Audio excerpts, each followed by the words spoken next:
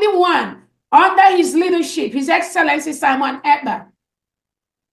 Anybody that is confusing anyone or telling you there is another, no, there is nothing. There's just one, recognized by His Excellency Simon Ekpa.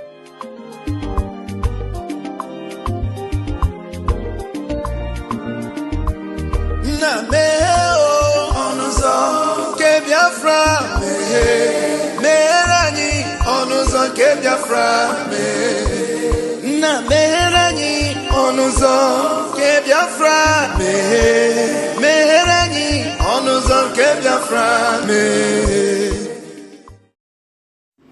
Welcome, fellow Biafrans, lovers of freedom across the world. I welcome you once again to this amazing platform where we disseminate information that has to do with the restoration of independent state of Biafra.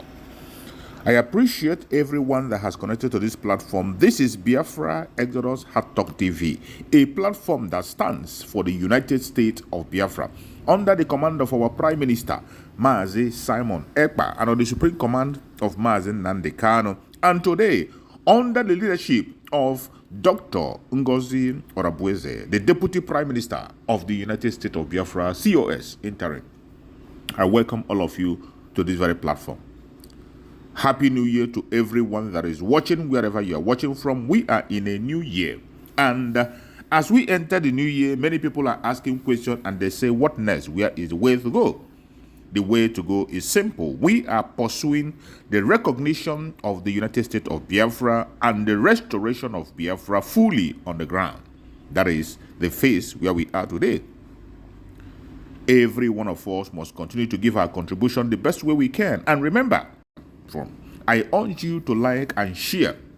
Share to your neighbors, share to your family, share to everyone to key in and join us on this gospel.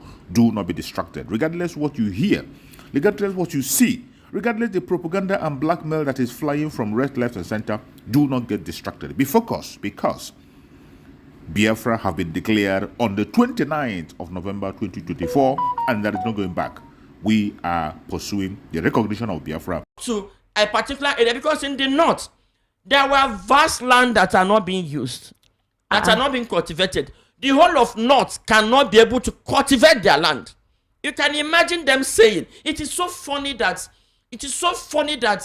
they are so selfish that they will come out to boast and make mockery of the South. That one state in the north is bigger than the entire South. Yes, they say that. El Rufai said that. Yeah, the same region you said is so small is a dot. You're also coming, to bring your cow to also graze on their little land. Now, how do they expect them to survive? They want to make us slaves. We must depend on them for food because they've made it impossible for us to cultivate on our land, and they have to come and graze on our crops to grow their cow and sell. I saw a video where these Fulani herdsmen were uprooting cassava. Yes. And from the owners farms of this farm were helpless, videoing them and sending this video out live. We saw the faces of these people doing this thing. What have the federal government do? Remember, if you kill a cow, they will kill human being. But they can uproot crops and nobody will kill them. Do you know that there was a bandit attack in Ondo earlier in March where they killed 20 farmers? 5 farmers were killed in a fresh attack in Ondo. However, the government came and dismissed the herdsmen attack. The government quickly came and dismissed it. But, residents were angry over the displacement of some of their community members and the fact that they can't go to their farms because of these Fulani terrorists who are heading. My question is, the Southwest were able to organize Amotekun, actively put them to ensure that this thing stopped. The other time, in one of the Southwest states, they saw 2 trucks loads of persons coming from the north. They were dumped there. They said during investigation, they asked them questions. What are you doing here? They said they do not know. All of them seemed to be under some form of hypnosis. Said only a few of them said somebody took them from where they come from the north, put them in the truck and brought them here and told them to wait for instructions. Now, the state government and the security operatives during the investigation with a lot of policemen put them back in the truck and, told them they should go back to where they are coming from.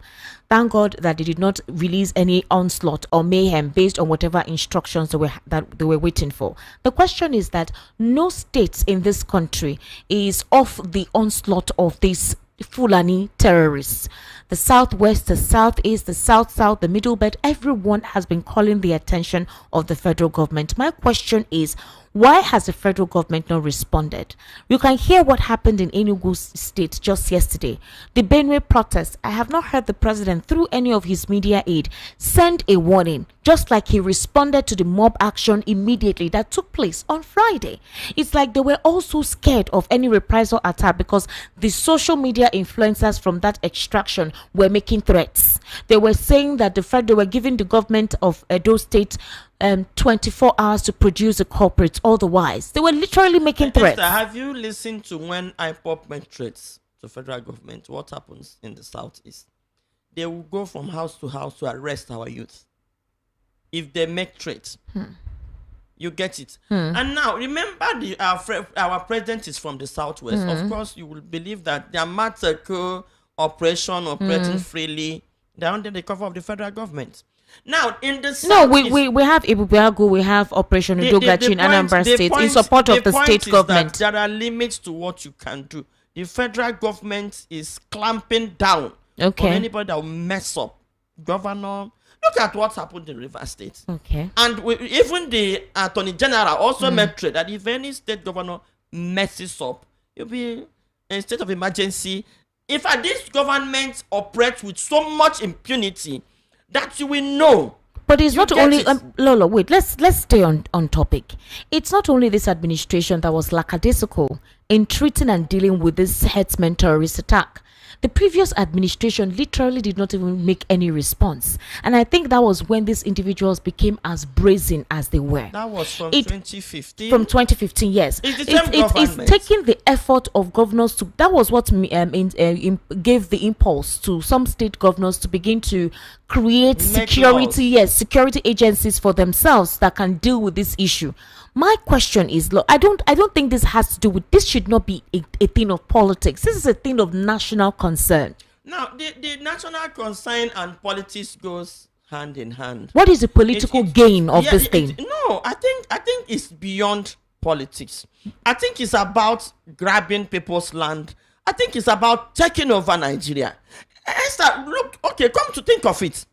How can there have been several killings? You understand? Even when security operatives are fingered. For instance, look at what's happened in the southeast. The military men will be attacked on the road. So exactly what is happening in Edo State. They will turn their gun on the village. They were brought to protect.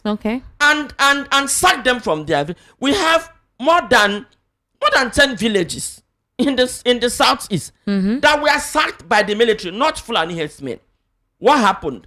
Not that the villagers attacked them. Okay, like the Urumi incident. Let's assume the vigilante belongs to the village. The village owns the vigilante. But in the southeast, I want to tell you the trend on sacking villages that even the government themselves are also cooperating in this. For instance, in the southeast, where now they first of all engaged, as people also came out recently to also say more about his killings in the southeast. Now the federal government engaged a criminal and he said it was a contract and pushed them to southeast. Now when this we now later found out that these criminals were the ones that does this. It was when they had a fallout with the military. They started fighting internally. Probably they were attacking the military. Now what did the military do?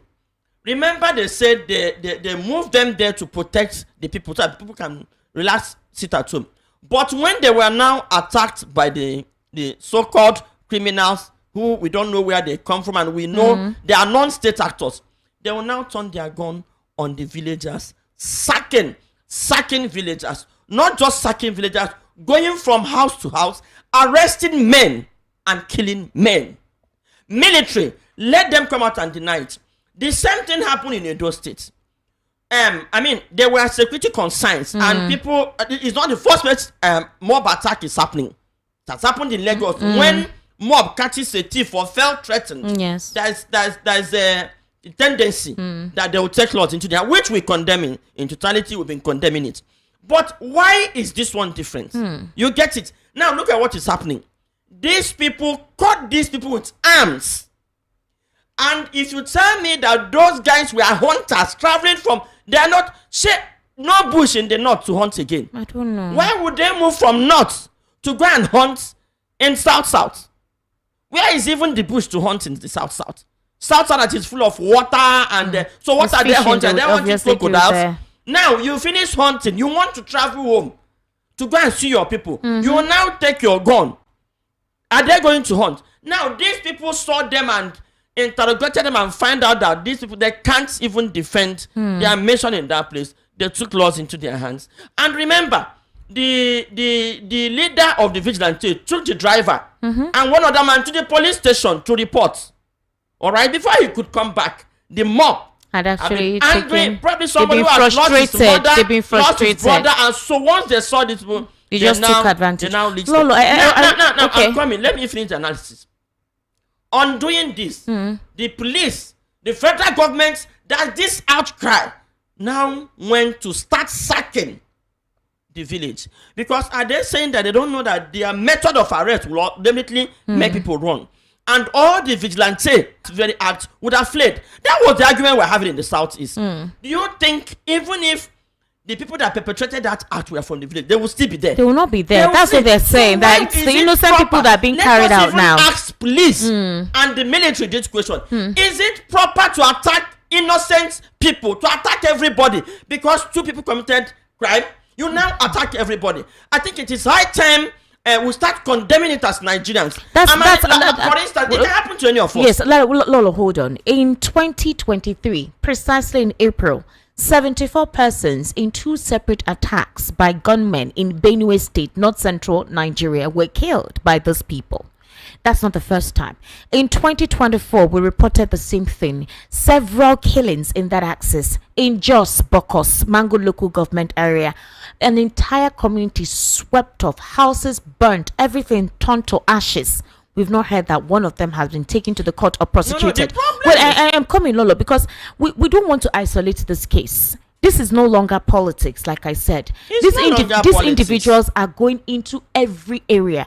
We saw what happened in Ebonyi very lately. They said it was the federal government is turning a blind eye. They said it was a communal clash. They called it a communal clash. That's what they're trying to do in the Southeast. We saw what happened in Enugu State. You saw what's going on right now in Edo State, in Benue State, in Jos Plateau State, in Taraba as well. It hasn't stopped. In Kebbi State as well. In Yobe State. In Bauchi State, there, it's not the farmlands right now. They're recruiting the youths to join their terrorist group. So my question is, if the Nigerian military, because I watched the Chief of Defense Staff, General Christopher Musa, in an international interview, and they asked him, do you need help? Do you need more men? Do you think you're capable of handling this insecurity? He said yes. He said all they needed was the support of, the United Nations. To help them track the hard currencies. That's what he said. Provide them with gadgets and all whatnot to fight this. If the Nigerian military says that they are capable, they have the capacity to handle this, why are we seeing a resurgence of this attack? That's one from the angle of the Nigerian military. The second thing to also consider, while they are fighting Boko Haram and Lakurawa in the northeast and the north central, we've seen a lot of those barracks taken over by these terrorists. I don't even know how they know the checkpoints of these individuals, the Nigerian army, where they're settled. And right now, there have been outcry, a recent protest being organized in Benue State, and the National Assembly has not addressed this. So what are they afraid of? Our Senate president was quick to condemn the Uromo, but the protest. Now, the funny part of it is, these people are not carrying arms. They are not burning houses. They are crying out for the killing, and the people killing them are not hidden. They are human beings, and the police are threatening to shoot them. Esther, this is beyond politics. There is more to this. I can assure you there is more to this. The federal government is quick to trace the sponsors of IPOP. All right. The federal government is quick to arrest Nnamdi Kanu, trace him from here to Kenya, arrest him, but they can't arrest. They can't deploy the intelligence. They were quick to quell IPOP, but they can't quell Boko Haram. Even the international community has declared Fulani herdsmen the fourth deadliest group in the world. Even the Nigerian courts have called them terrorists. Nobody, the federal government have not even uttered a word, threat, or said anything. And I say we are here joking about it. Nobody's joking about it. It's not a joke. I tell you, and I'm surprised that some Christians leaders have kept mute. No. Lolo, I'm going to discountenance you there. Very recently. Tell me how many of them very recently, one of the Catholic bishops, actually, because they've been following this case, traveled all the way to, I think, is it Turkey or where? Is it Turkey or where Pope Francis resides? Italy or France, one of those areas. In Rome, exactly. There've been an investigation into the killings in Benue, in Edo State as well. One of the Catholic bishops actually gave a deep recount. We talked about it here on the Political Spotlight. I remember that was the same day that the president met with Bishop Matthew Kuka and a couple of the Archbishop diocese at Aso Rock. In fact, this was last week or 2 weeks ago.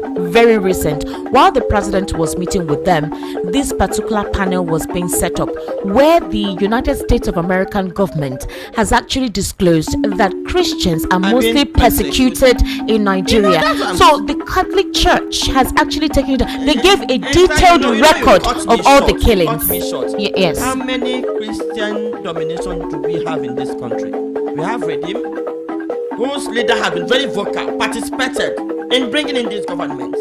Have you heard them say anything about the killings? Anything about the state of the nation? We have a Winners Chapel, we have a Trem, we have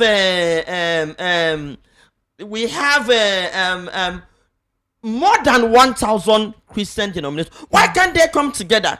Because these killings is for me is stating towards they hid under Boko Haram, Fulani herdsmen, and they are persecuting Christians. Even the American government have noticed. Yes, they released an official report on that. The persecution in the Southeast is 99% Christians. And the persecution in the Southeast, you can't equal it to anything.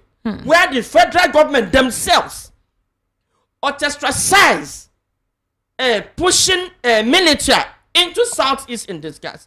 And moving militaries, and militaries were doing the killing. But it was through the it was a state governor that called for it. The state governor called for it. Now, Governor Hope Uzodimma was the one that invited them, said that the state was not safe. If that was only in Imo State, where were the whole Southeast militarized?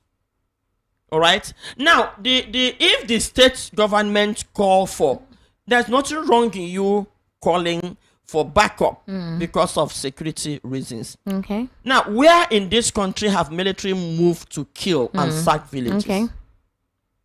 Now, the killing and the atrocities they committed in the Southeast, from our findings. Now, the killing in this country from 2015 to date is more than the pogrom and the civil war combined.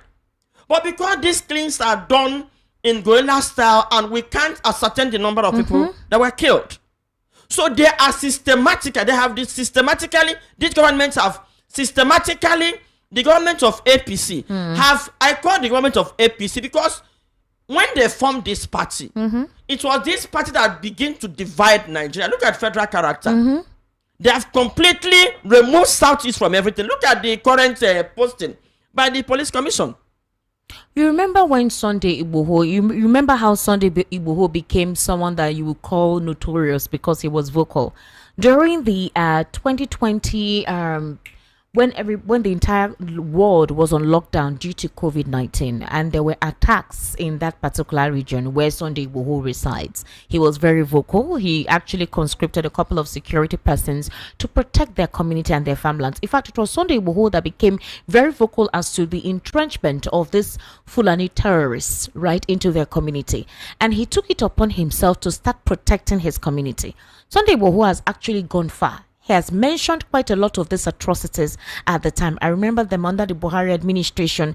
They invaded his home, they killed some persons in his home, took his passport and all of that. That was when he tried to flee the country, and he was caught in Benin Republic. My question is this: like I said, since 2015, these ongoing killings have been ongoing, and it's no longer about one particular ethnic group or the other, because if these individuals intend to organize a reprisal attack, they're not going to look at you that you're from the southeast or southwest or south. Anybody who is not a northerner, to them is the same thing. So why has the Attorney General of the Federation, why has the Nigerian Intelligence Agency, why has the DSS, the SSS, the Nigerian Army, the Inspector General of Police, I have not seen a letter, a communication, I don't know, something to indicate that they are now piqued interest into this and they need to synergize and work together to stop it? That's one. Two, all the northern governors who have been hearing the outcry of people from several communities that they have kept quiet. All the northern influencers, all the northern influencers on social media, both former aides and present aides, why are they not saying anything?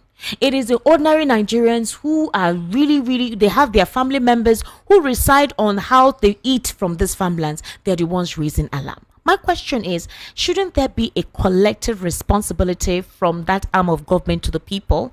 Is that not the reason why they were elected there, to provide for them, to ensure that their social